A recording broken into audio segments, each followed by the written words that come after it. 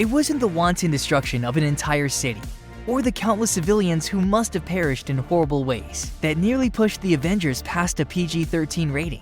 No, it was just a few brief seconds of screen time that almost changed everything.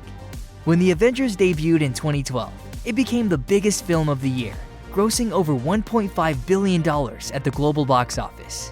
Upon release, it was met with critical and fan acclaim, and a lot of Marvel fans still think it ranks up there as one of the best entries in the MCU. Doth mother know you weareth her drapes?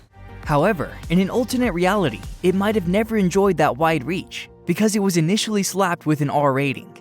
While speaking with Movies.com, Marvel Studios boss Kevin Feige explained, "When we submitted the Avengers, the first couple cuts of it came back from the MPAA rated R. That happened twice, so we went back and had to make adjustments." Apparently, the MPAA board was getting hung up on one scene in particular, the part where Loki stabs Agent Phil Coulson in the back.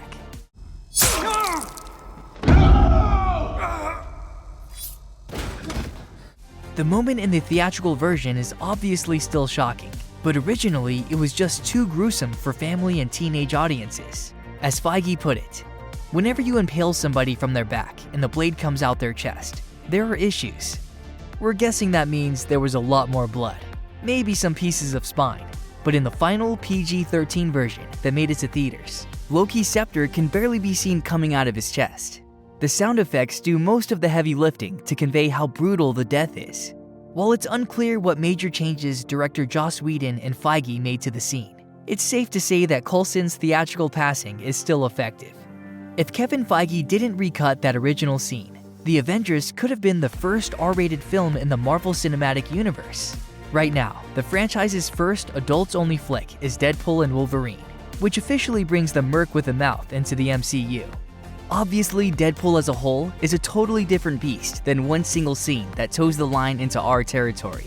The Deadpool films feature tons of profanity, gory violence, and suggestive themes that you wouldn't put on for a relaxing movie night with the family. Whoa, whoa, whoa, whoa, whoa, whoa, whoa, whoa, whoa, whoa. Is that supposed to be scary? Pegging isn't new for me, friendo, but it is for Disney. Even ignoring Deadpool and Wolverine though, the MCU is no stranger to flirting with the line where outrageous violence meets box office friendly PG-13.